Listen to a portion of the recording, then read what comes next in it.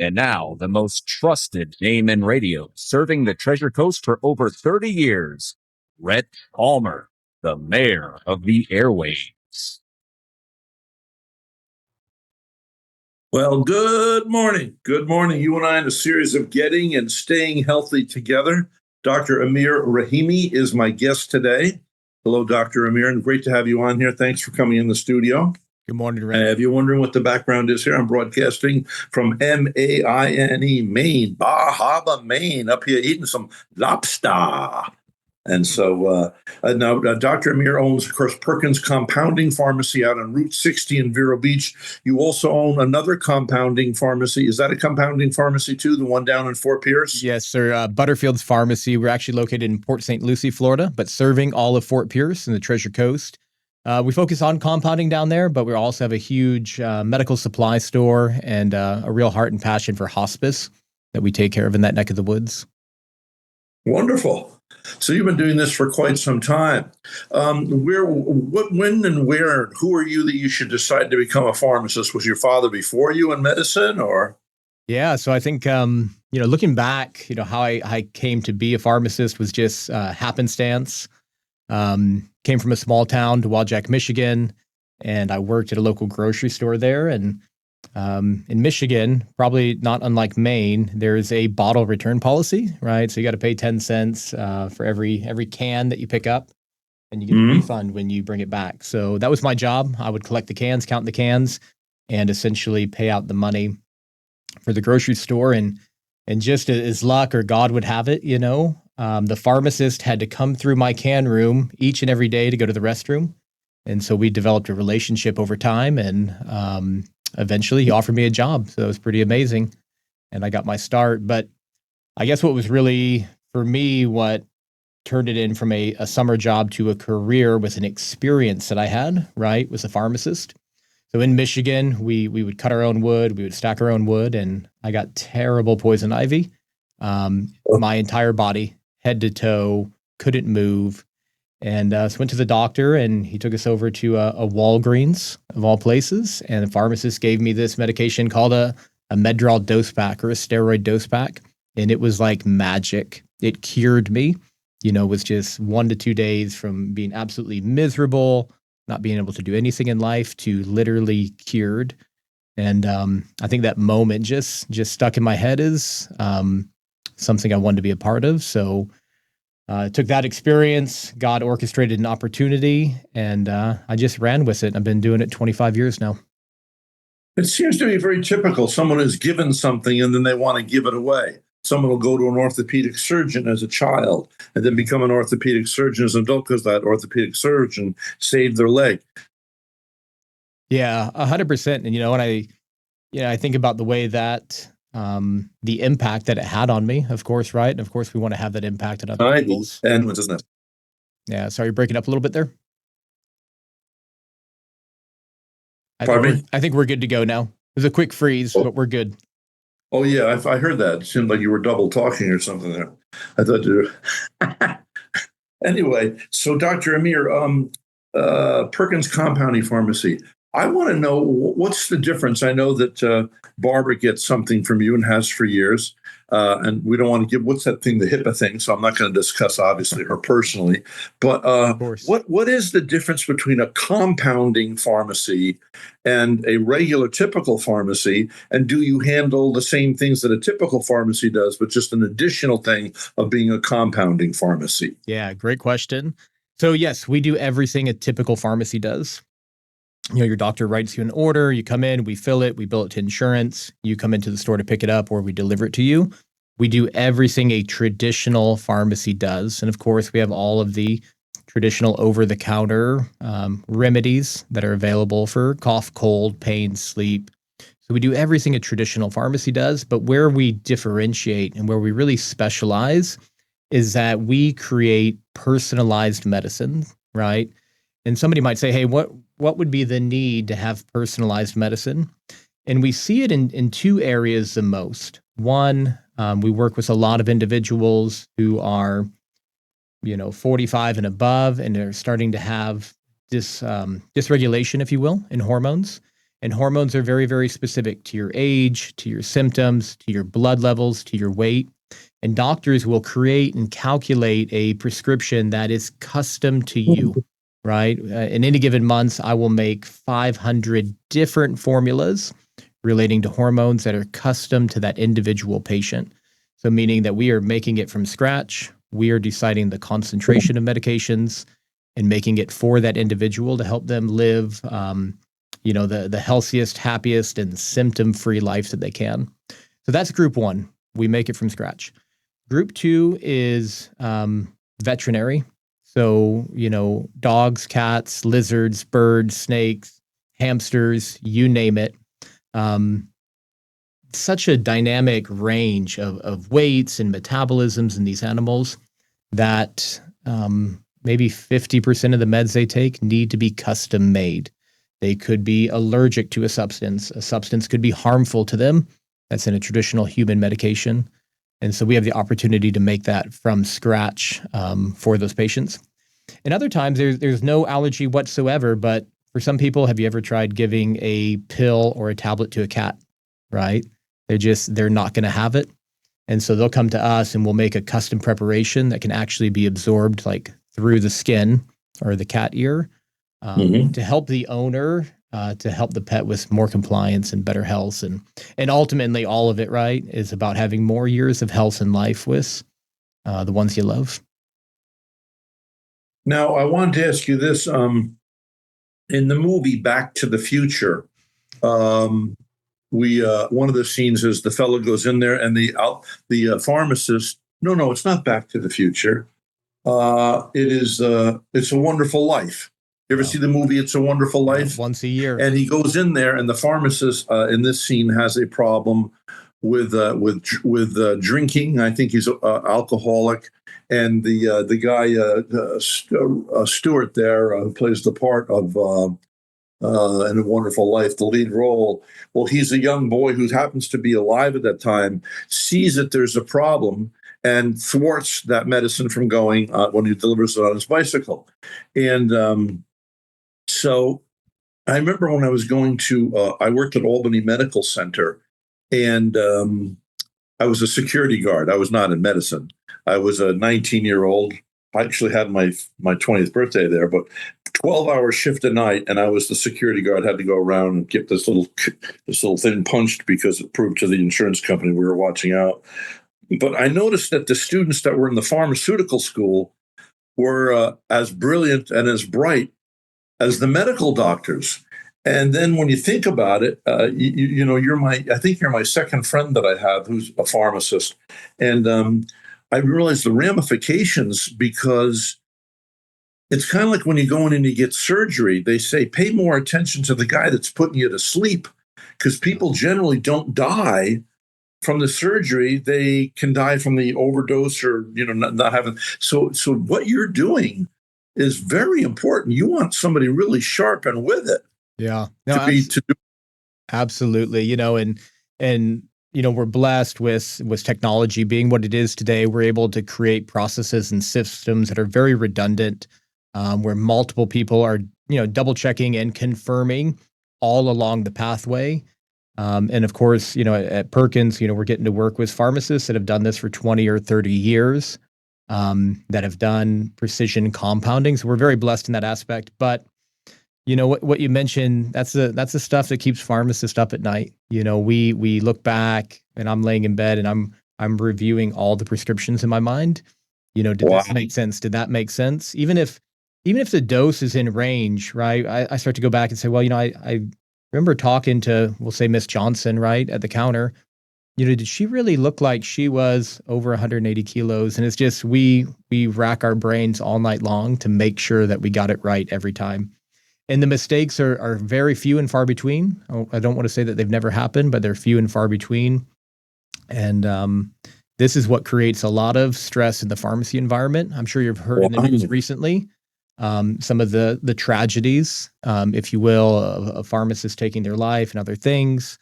It's a very, very high stress job. But if you get the right people in place, people that really love and have a passion for it, are sharp, and detail oriented, it can be a very rewarding career for sure. Wow, that's a heap of responsibility. I know one time I'd heard about a doctor who was in a rush and put 10 times the amount that it should have been. And the pharmacist, she caught it, called him up and said, oh yeah, no, you're right. It's, because that 10 times the amount would have done in the patient, Yeah. I didn't realize that till today. Talking with you, I've never had a really in-depth conversation with a pharmacist like I'm having with you.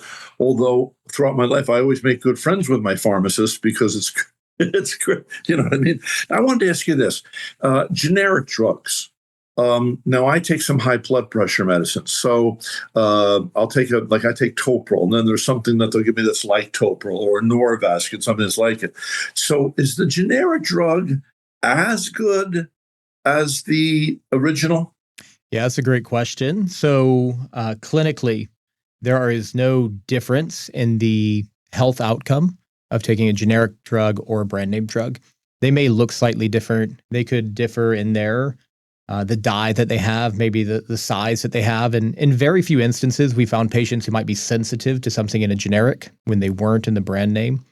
But by and large, 99.9% of the time, if it's my family, my mom, generic drug is absolutely the way to go. It's 100 times more affordable and 100% equivalent in its clinical efficacy in whatever they're trying to treat in you. So I would say, from my perspective, yes, it is as good.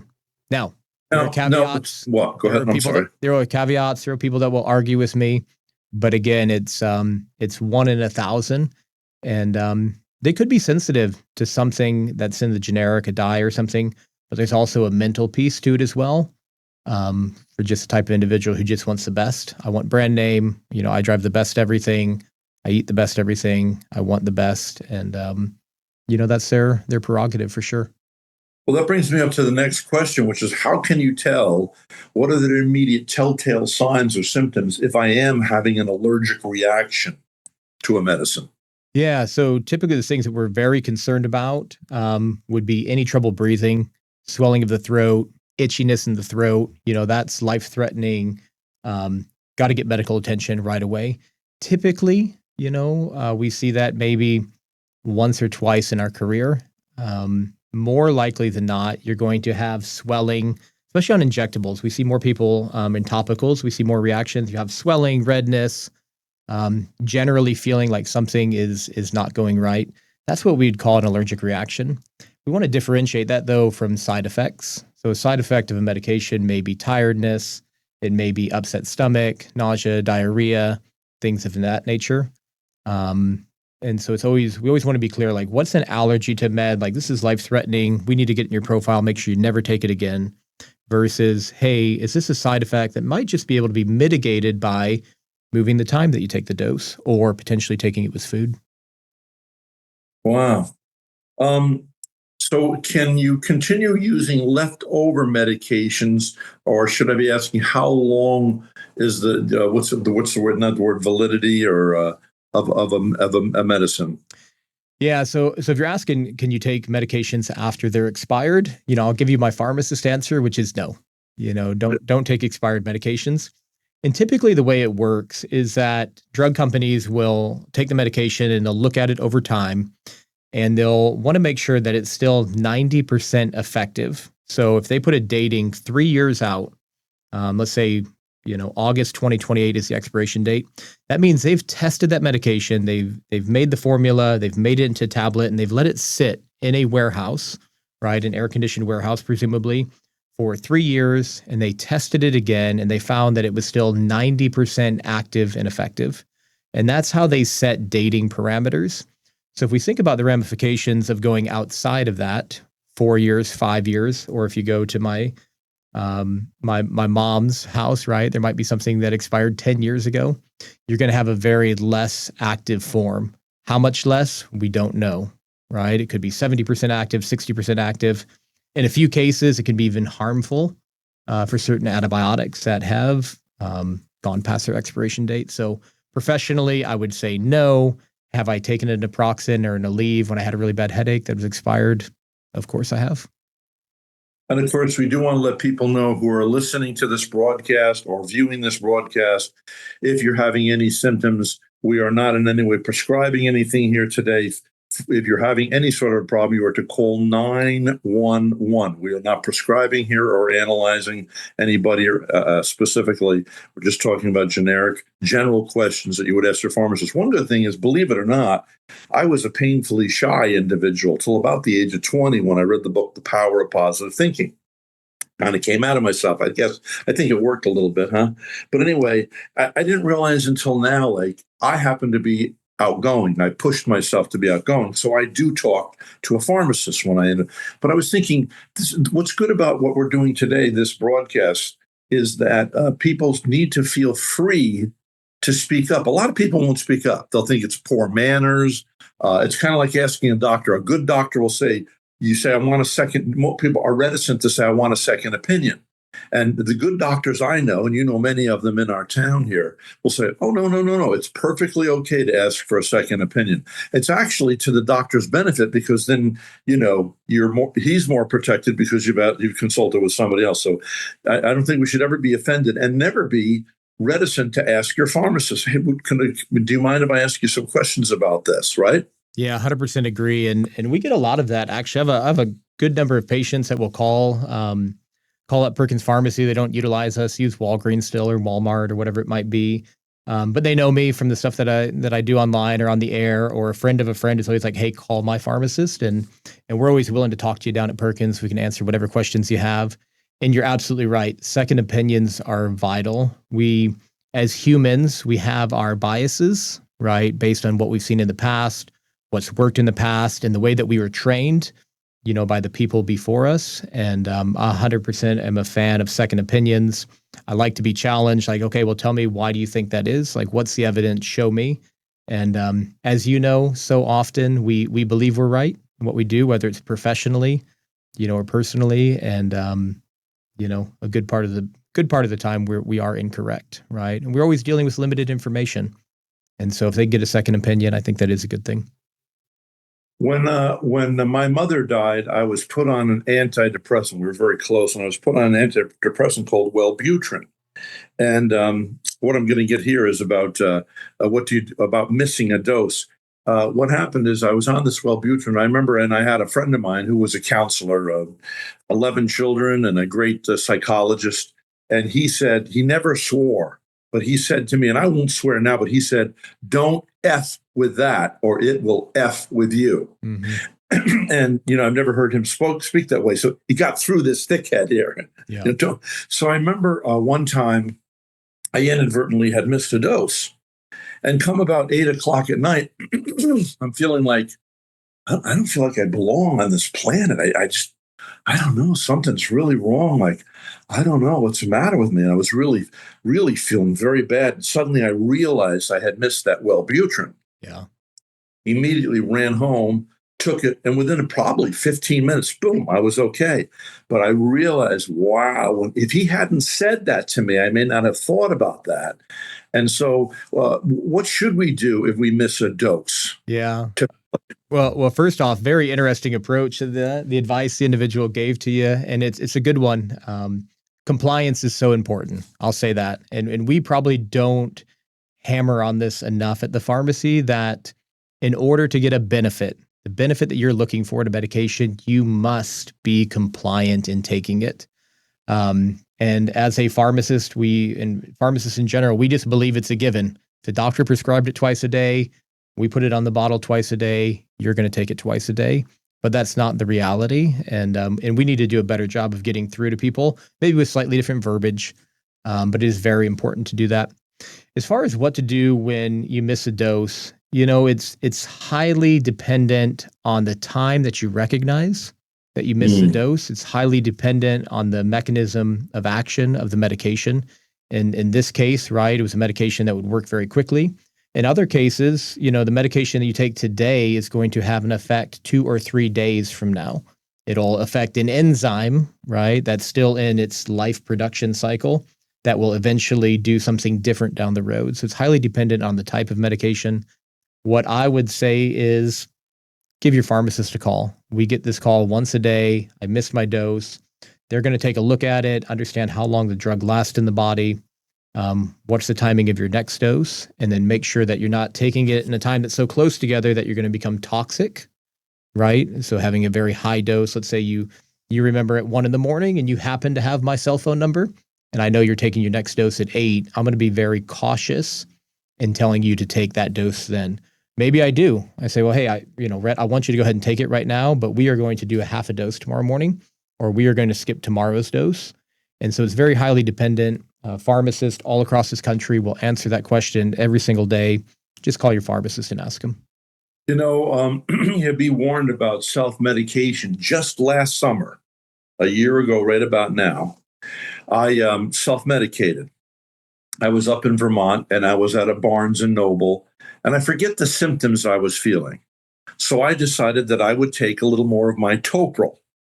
I didn't take my blood pressure. I, being Dr. Palmer, decided I would take some more Toprol. Well, in the meantime, I wasn't feeling good, so I went to the emergency room, something I don't normally do. As a male, pride and ego, I didn't even go to doctors till I was in my 40s because I was just like, that whole thing. Yeah. So anyway, I get there, and the nurse comes in, and the very good people up in Vermont, what's the name? Burlington, Vermont. What a great group of young people working at that medical center there. It's also a college. And he said, I just want to let you know that it's not my blood pressure. I guess it was my pulse. Now, I knew nothing about pulse. Right. Here I am, a 70-year-old guy. I don't know anything about what's pulse. Yeah. Okay. He said, did you know that your pulse was down? And you're going to know what this means when I say it. It was down to 30. Oh, wow. Wow. He said, Mr. Palmer, had you taken the other half of that tab, you probably would have put your heart to sleep and you would not be alive now. Yeah. And that was a radical wake up for me. Don't self-medicate. Yeah, 100%. We can't oversimplify, our thoughts or understanding of the system. And, we talk about it a lot. He who has himself for a doctor has an idiot for a doctor, right? And so it applies in a lot of different things. But unless you're extremely educated, again, on how the drug works, the mechanism of action, the implications of these what we call very narrow therapeutic ranges, that can be extremely dangerous. And again, pharmacists, we are the most accessible healthcare professional in the world, right? You can't just call up and get your doctor on the phone. You can't just call up and get your podiatrist on the phone. If you have a pharmacist and it's anywhere near business hours, usually, I'll say at least at our pharmacies, within about 2 minutes, you can be speaking to a doctor of pharmacy who can guide and direct you for free on what to do. Now, sometimes the answer is not what you're looking for. It might be like, hey, Rhett, this is above my pay grade. I don't know or understand your labs, everything that's going on here. I want you to make an appointment with your doctor. In the meantime, my best advice would be to do X, right? But we're here for you. And nationwide, this isn't unique to Perkins pharmacies. Like, we have a heart to educate and to help. And in that situation, that would have been a perfect opportunity to reach out to your pharmacist. Well, you're a perfect guy for being a podcaster because you're a handsome guy. You look like our Vice President J.D. Vance. Did anybody ever tell you that? I'd heard that a lot, especially as the election was coming about. I got a lot of J.D. Vance quotes and references. So that's good. He's a good-looking guy, and not a bad guy to look like. And so are you. And I'm surprised you didn't become a movie star. Now, you are married. For the ladies out there, I do want to let them know. You are in fact married, and you have children. How many children do you have? Yeah, so I've been married a little bit over 20 years. Wow. Yeah, 5 beautiful, wonderful children, gifts from God, ranging everywhere from 2 years of age up to 13. And so that's it's been a very interesting balance of life between running businesses and serving our clientele, and then also trying to be a good husband and a good dad.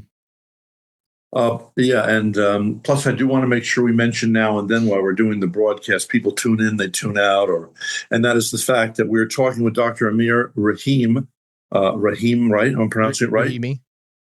Okay. And you own two, you are a doctor of medicine, of pharmacy. Pharmacology. And You have a pharmacy in Vero Beach on Route 60, which is a compound pharmacy, which is a specialization, but you also do regular medications as well. But if somebody needs specialized compound, but you also have another very successful pharmacy down in the county of Port St. Lucie. Where's that located? Yeah, so we're located right next to St. Lucie Medical Center. That's kind of the landmark that everybody knows down there in Port St. Lucie, right off of US 1. We have our medical supply store there, as well as our traditional pharmacy, our compounding pharmacy, our long-term care pharmacy resides in that building.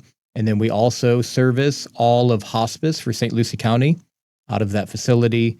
As well as I've got the great privilege and opportunity to be the on-call pharmacist for St. Lucie County and Martin County, at Wonderful. times for Okeechobee County as well, which is, kind of just a fancy way of saying that 24 hours a day, I'm the guy they call if they need that emergency medicine in the middle of the night, on Christmas, when, typical pharmacies can't get it to them. Now, I happen to notice you have a shirt on today, and it says your name, AMIR. So I'm thinking, up until this point, even to this very day, we've been planning to do this interview. I didn't realize you have a company called Amir. Tell us about it. Yeah. So it's Amir X, right? And so you can kind of see there's a play on the R here. Oh, yeah. For pharmacy, and it was really created out of the necessity to it was my Butterfields hat on, with my Perkins hat on. I also own another supplement company called T1RX, where we do high quality functional supplements nationwide. And so I felt like I was just constantly changing hats. Butterfields, Perkins, T1RX, involved in another company called Gorilla Meds, where we do very high end tactical first aid kits. And I was constantly wearing different hats, but always as the pharmacist educator. And so I said, you know what? I just need to come up with my own branding and logo, which is Amir X. And that's how this brand was born. I have the privilege to do a lot of podcast and interviews. And so we typically just go with this branding on there. And then I also have a couple of supplements that are near and dear to my heart that are under the Amir RX brand. So a lot Do of you want to mention those? Yeah. So a lot of time in the industry, we scratch our own itch. And if we have a problem that's come up on blood work or something of that nature, I go deep into the research and say, hey, what are the lifestyle things that I need to do? What are the medication things that can be done? And then what can we do naturally? And so out of that came two products that I personally take. One is berberine. A lot of people have heard about berberine, know about berberine. It's been called workout in a bottle. And they say that because it activates your metabolism, right? Speeds up your metabolism, which for a lot of people who may be carrying a little bit of extra weight or trying to get in the best shape of their lives, an active metabolism can be a really good thing. We love eating, we hate restricting, and this is something that can bring that metabolism to a new level. The reason why it was important to me to take it, not only do I want to maintain a healthy weight, it can be extremely beneficial for metabolic health. And I know you and I are going to get into probably a whole episode on metabolic health and the epidemic that's going on in the country right now with metabolic disease. And to say it differently, we might hear more about diabetes, right? That's one component of metabolic disease. But berberine is fabulous. And I was looking for a brand that would be of the highest and purest quality and the correct doses. When I couldn't find that, I created my own. And the other product is Liver Defend. And so we don't talk a lot about liver disease or think about liver disease, but the reality is right now in the United States and around the world, almost 40% of adults have what's called non-alcoholic fatty liver disease. All right. So this is, just exactly what it says. It's not an alcohol-based liver disease. It's a metabolic disease. And what are the implications of that? So if you think about 4 out of 10 people, look to the people to your left and to your right, somebody in the room typically is going to have this disease state. And what are the ramifications, right? Your liver is very resilient. You're actually pretty unlikely to die of a liver failure. I'm not going to say it can't happen, but more likely along the way, cardiovascular disease or cancer is going to take you out. And you are at a much higher risk for this if you're one of those 40% of people. And so we created a supplement that would help to detoxify and cleanse the liver. And that's called Liver Defend, and they're both under Amir RX. So very proud of those. Again, I created them for me personally, and then over time, in our practices, we found that other people were dealing with similar issues, and so yeah, it's been a really big success. That's wonderful. Congratulations. Wow. Thank you. I got so interested now, I forgot what my next question was going to be. And I have some important things. I have some other questions written here anyway, but okay, let's see. Just well, Rhett, let me ask you a question, because I'm always curious about this. How old are you? I am 71. So you look 61, so you're looking good. So 71 years of age. So an individual like yourself, you're active, you're traveling, you're moving around. What keeps you up at night from a healthcare perspective? Like, what are the things that you think about when it relates to your health that you really wish you could change, or you're concerned about what would happen if you don't change? Well, I'm definitely concerned that I'm overweight. Nobody in my family was ever overweight. I thought my grandfather had a bit of a belly. He lived to be nearly 90, I guess it was, and he had a little bit of a belly, and I thought he had a belly. Now I look back at the pictures of him and I go, oh my word, what happened to me? Of course, I kind of wonder if a crime has been perpetrated upon the American people with these trans fats, because this is just conjecture on my part, and I don't ask for you to substantiate this, but is that, first of all, I think that a lot of the food companies have addicted us to sugar and also these fats. And so what do you do when you walk into a 7-Eleven? What do you do? You go, I went to a health camp once up in Vermont, in Killington. I'm sorry to say that my friend passed away who owned that walking hiking camp, but he retired and then passed away. But, said, when you go into a 7-Eleven, and just one thing, he said, buy the banana. And so immediately, because otherwise it's carbohydrates, it's sugar and carbohydrates. It's all just a bunch of junk stuff, And I was watching a TV show, where they have America's Most Funniest Videos. Yeah. And they went back maybe 25 years to a show that they filmed. Now, I forget what the reason was. But as they panned the audience, and in case you don't know what panning is, folks, it means left to right, right to left.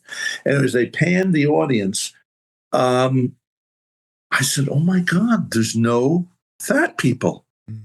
When I was a kid growing up, we had this kid named David Schreck. And David Schreck in Poughkeepsie, New York, he was the fat kid. Everybody had a fat kid in their school, maybe one, maybe two. And he was obese, morbidly obese. But, and today may just be considered heavy fat. But anyway, that was a rare thing. All of a sudden now today, you pan an audience and 60% of the crowd. So I just think that I think the reason that they did this trans fat thing, and they kind of hit it, this is all conjecture on my part, is that if we sued Procter and Gamble that spends, $4 to $6 billion a year in advertising with their foods, if somebody were to find out that they could have a one of those things where they all get together and they ask a law firm to sue, Yeah. If they sued Procter and Gamble, it could put a big sucking noise in our economy and really ruin America economically. So I think they just quickly kind of put it under. So I don't know where I'm getting to. I don't know what you want to respond here to or not, but I'm just always curious what's on people's mind, what's keeping them up at night from a healthcare perspective. Our job, our calling, right, is to support, help, and address the needs and concerns of our patients and our community. So I always love to ask that question just to try to understand, like, mentally, like where are these folks at and what do they want to work on? And I think the cards are absolutely stacked against people when it comes to food. That the game is set up for you to lose.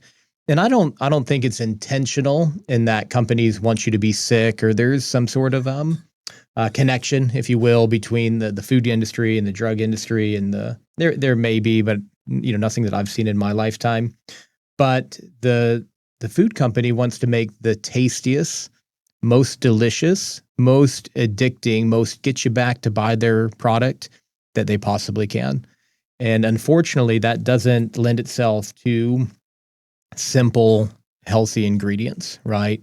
It's got to be complex. It's got to have the right amount of crisp and sweetness and salty and fat flavor, right?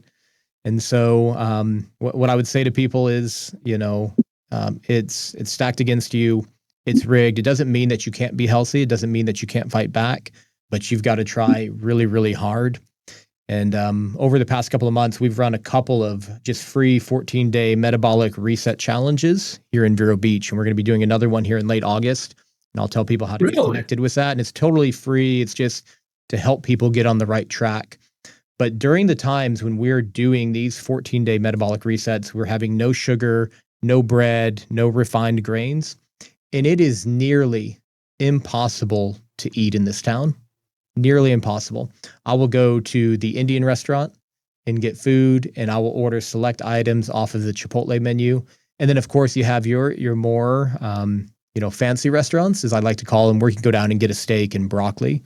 But for your typical lunchtime, run out and grab something, nearly every gas station, every fast food joint, even sit-down restaurant, it is almost impossible to get away from those trans fats, or seed oils, sugar, and bread, right? It's cheap, it's inexpensive, it's addictive, and the cards are stacked against people. But it doesn't mean that there's not a way, but you have to be very intentional to eat in a very simple and old school way. So I find that true with me too. Like when I lost 52 pounds about 6 years ago on Weight Watchers. Well, they helped me, but I was just constantly making the next best choice.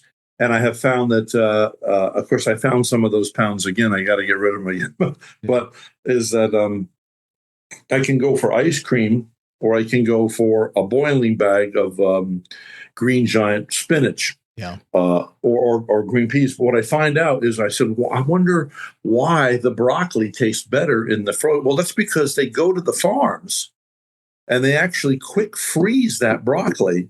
So the broccoli you get in Green Giant or Bird's Eye that's quick frozen at the farm actually is better for you than the stuff that's picked over in Tampa and then hauled over in a truck, which takes a day or two and comes to the local Publix. And you're nodding your head in agreement. Yeah, definitely going to have a higher nutrient count for sure. Either way, you're winning. If you're the individual that picked broccoli over ice cream, you're winning either way. And put a little bit of grass-fed butter on there and enjoy for sure. But yeah, nonetheless, it can be done.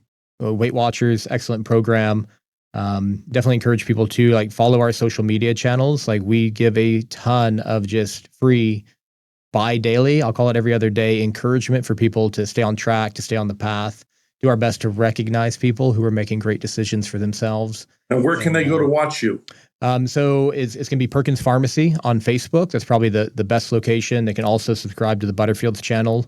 And then we're going to have a new channel coming out as well, Amir RX. That's going to have a lot of that same material. That's just information. How do we live our best and healthiest life?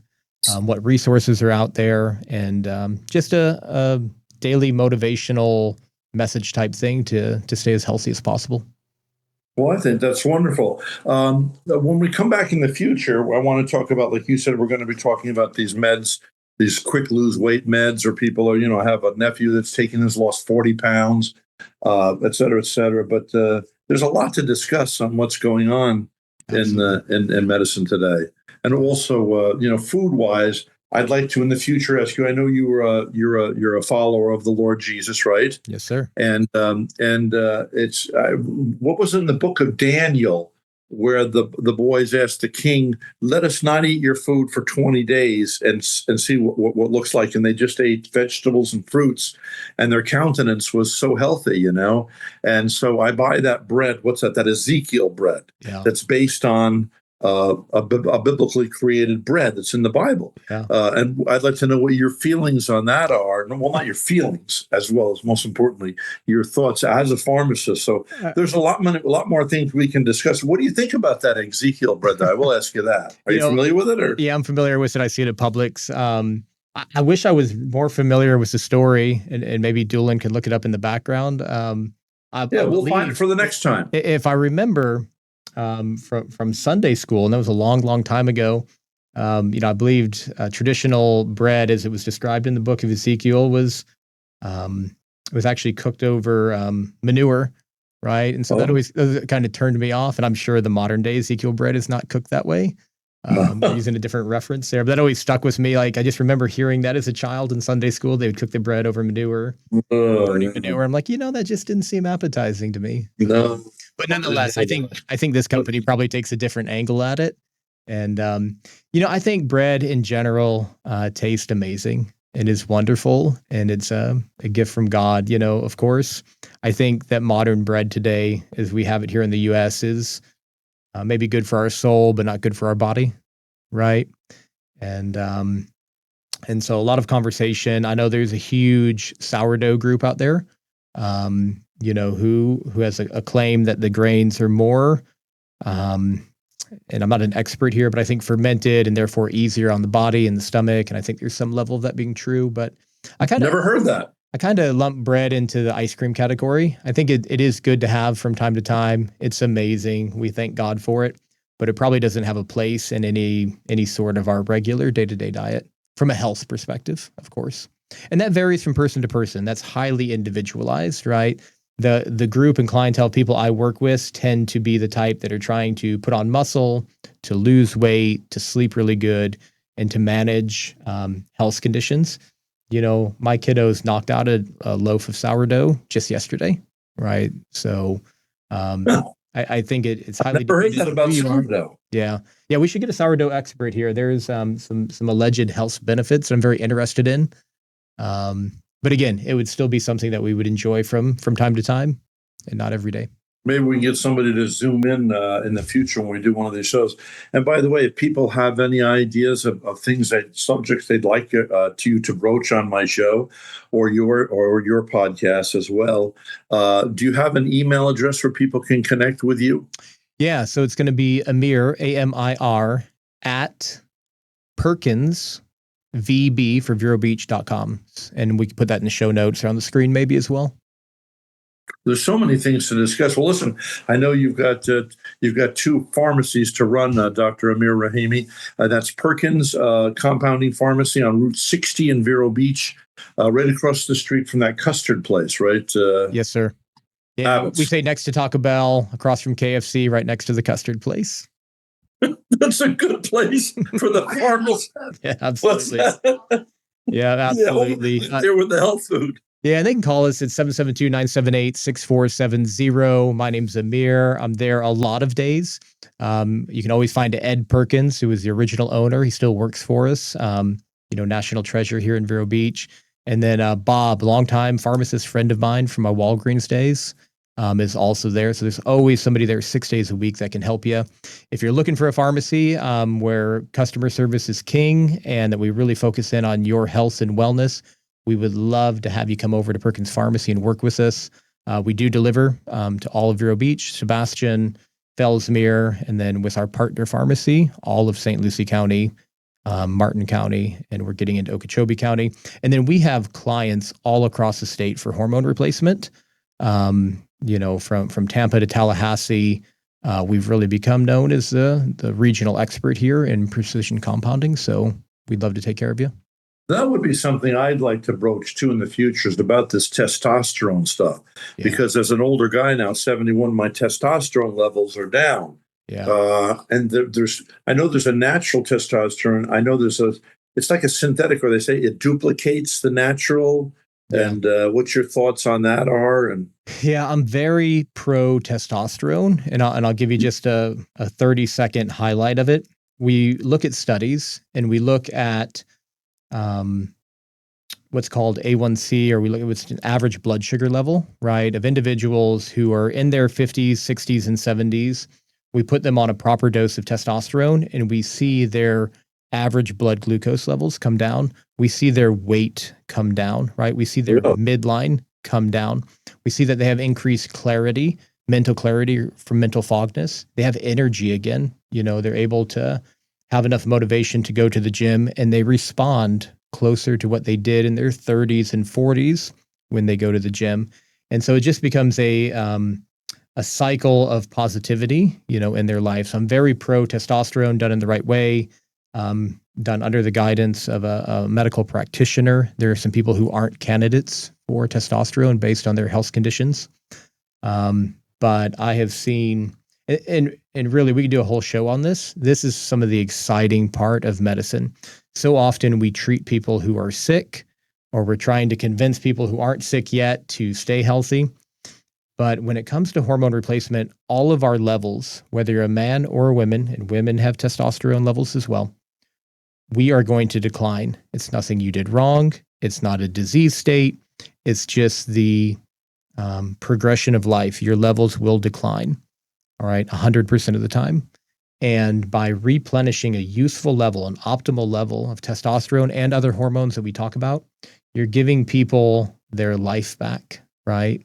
If you have the energy to go out and play with your grandkids, if you're able to drop 15 pounds, if you're able to go to the gym and show progress, right? And then that translates to hiking in a beautiful place like Maine. That is life-changing for people. And I love working with all clients across the board. But these people, individual, they come in, they are happy to see you. They're energetic. They're smiling. They're loving life. You get to be part of that. And testosterone plays a huge role in it.